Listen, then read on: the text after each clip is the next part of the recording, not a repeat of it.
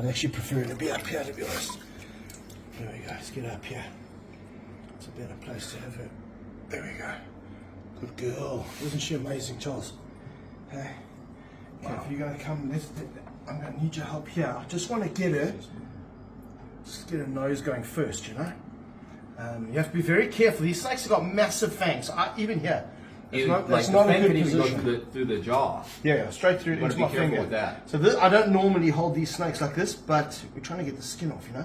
So if you try just hold the body of the snake there. So she's got less room. I just want to change my hands to make it safer. And look at these fangs, Charles. I'll show you just now. Those are absolutely massive. So what I'm trying to do now, some people think, oh, aren't you hurting the snake taking its skin off? That's a load of rubbish. This skin has to come off. Because for the snake, this is very uncomfortable. And one of the things that is quite dangerous with this snake in particular, because she is so beautiful and well behaved, often what can happen is you start relaxing around her too much, you know? And she's still got massive fangs. She's very, very dangerous. Let's use this as a table. That's going to be easier. Let's take her body out there, put it on top here. And once we get this head going, everything else will be easier to do. If you want, in the meantime, you can start doing the skin here. See that skin there? That's coming off like that. There we go. Yeah, I've got a head going now too, look there. So we just start peeling this off. It's very dry on her head. And you can see her head also wasn't under the water like the rest of her body, you know. So it's hard getting the skin off her head, even with soaking. There we go. There you go. There it goes. And you can see, look at that look how vibrant that skin is underneath there. So a lot of times the snake will start looking kind of dull when it's going through shed or about to go through shed. And then it looks the prettiest right after shed. Absolutely. She's going to be a bright, beautiful looking snake once all this shed is off of her. And you'll see now it's going to, her eye cap will come off here too now. And sometimes with snakes, eye caps get stuck. And you got to kind of help them out. But a lot of this would have fell off probably on its own eventually. Sometimes it's very dry up here, because normally this would come off easier, right? Yeah. So this is very dry, and I am taking a bit of a risk with where my finger is, but and I wouldn't do this with many other snakes. But she is a very, very special snake. She's you know, when something like this happens and she gets stuck shed, she doesn't get it often. It's my responsibility. If I'm going to keep a snake, it's my responsibility to risk my life to make sure she's comfortable. And a snake with stuck shed like this is not comfortable until the shed comes off, you know. Ooh, it's really dry there. Coming off, Dingo? Slowly. It's in a heat pit. So they've got heat pits, right? Because they pit vipers, they pick up warm-blooded prey. So sometimes on the face it can be quite tricky to get all the skin off, because it covers all of those holes. There we go, it's coming out now. That's better. You can, in the meantime, Charles, you can start taking all of this off. So all of this stuff on the top there, you see that coming off there? That's pushing off. Okay, so all off here, you can just start taking that off. Just push it until it starts coming off there. It's just peeling right off.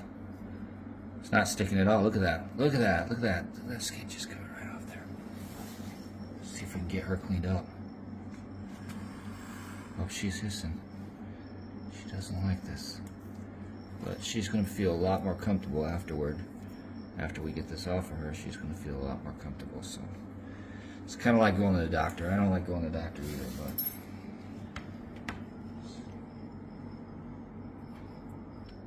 So ideally, most of the time, she sheds really, really well. This is just once a year she has a bad one like this, and it just makes life a bit trickier for everyone. Here you go, there's a nice piece coming off. There you go, there you go, Oh, yeah.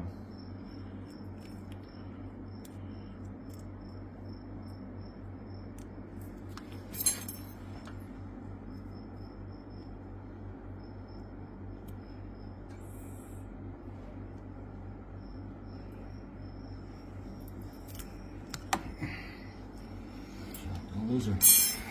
Don't lose control, man. If I lose her, bro, we do. So we got a big old spot here, yeah.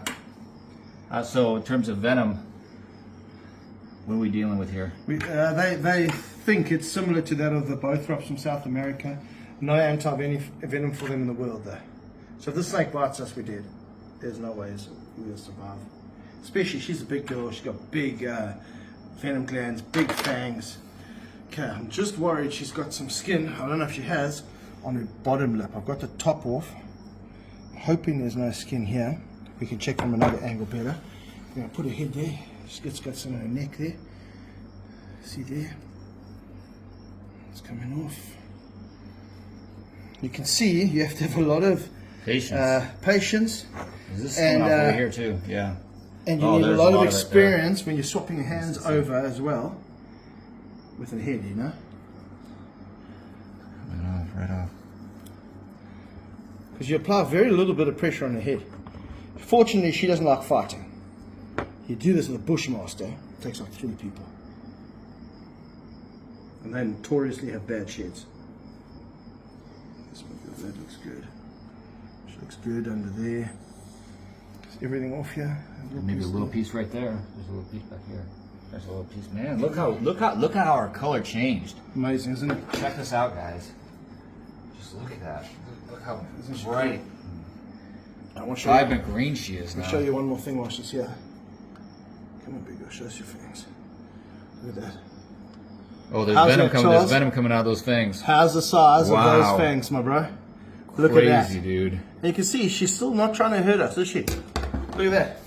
So what we can do now, because a lot of people think, oh, you're harassing the animal, etc. Just let her go there. I'm going to let her head go. Watch her. Look at her. Isn't that incredible? That's a lot of trust that you build up with her. How's that snake, bro? Wow. That's why there's certain things I do with her I don't do with other snakes, especially pit vipers, because she's a very special snake. She's actually Kirsty's favorite snake. Kirsty says this is the only snake that she'd ever let stay in her house. And a lightning quick strike, massive fangs, deadly venom with no anti-venom. But we go from holding her and pulling stuff off her face to letting her go, letting her neck go, and look at her. Isn't she amazing? It's amazing. You'd think Right? she would be riled up and just in a really bad mood now. But she's just back to her normal self. So one of the most... She didn't enjoy having her head like No. that, but she's not so mad that she kind of understands something's going on. And Yeah. One of the most incredible honors and privileges of my life is being able to work with these snakes. And there are only a few hundred of these guys left in the wild. 300 of them 300. left in the wild. Isn't that amazing? Wow.